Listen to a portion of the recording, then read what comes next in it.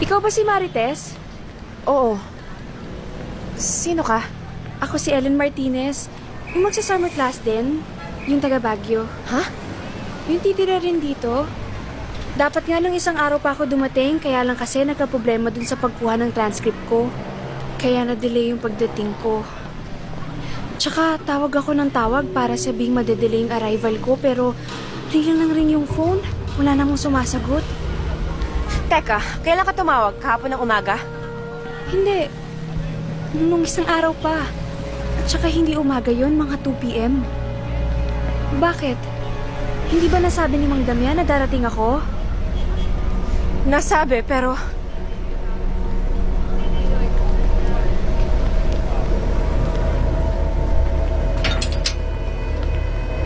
Marites!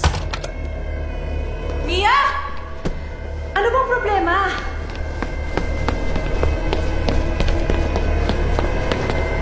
Mia! Mia! Mia! Lumabas ka dyan! Mia! Mia! Lumabas ka dyan! Maliwanag ka! Mia! Pinapasok yung tao kung hindi mo naman pala kilala. Hindi ko siya pinapasok. Pag uwi ko, nandun na siya sa taas. Sabi mo pagdating mo, nakakandado yung main door, diba? Oo nga. O paano nga siya nakapasok?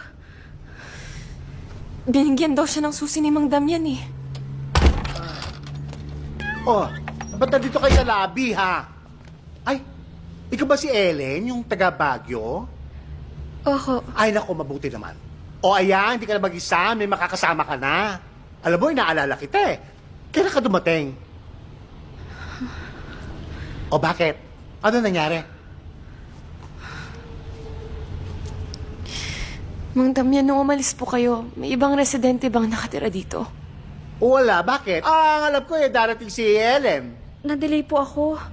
Tumatawag po ako sa landline niyo pero wala po sumasagot. Kakaluwas ko lang po mula Baguio. Ah,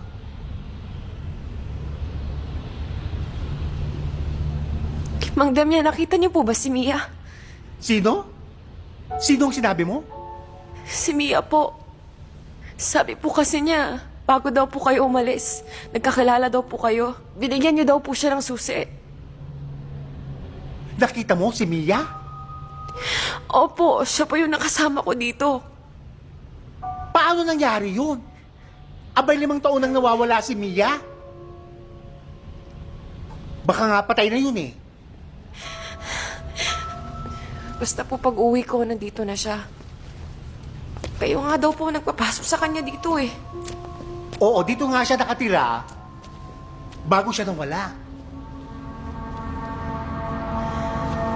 Doon nga daw po siya sa kwartong yun natutulog oh, sa dulo. Saan?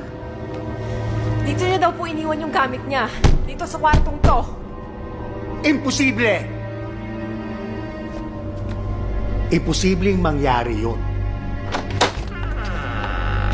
Tama sinabi niya. Dito tinago ang kanyang mga gamit. Pero hindi ito tulugan. Bodega ito. Matagal ng bodega ang kwartong ito. Meron di ako nababaliw. Nakita ko si Mia. Nakausap ko pa, nakakwentuhan ko pa. Oo nga, pero taon na siyang nawawala eh. Ano pa bang mga sinabi niya tungkol sa sarili niya? Wala. Sabi lang niya, taga Nueva Ecija siya, tapos nag-aaral siya para sa board. Eh, yung caretaker niyo, anong sabi? Wala rin masyado. Sabi lang niya, basta na lang nawala si Mia. Ah, alam ko na kung sino makakatulong sa atin tungkol dyan sa kwento na yan. Halika. Oo, kilala ko yung si Mia. Ang buong pangalan nun ay Nemia. Nursing student, graduate na siya, nagre-review para sa board. Tapos, biglang nawala, di ba anak? Tsaka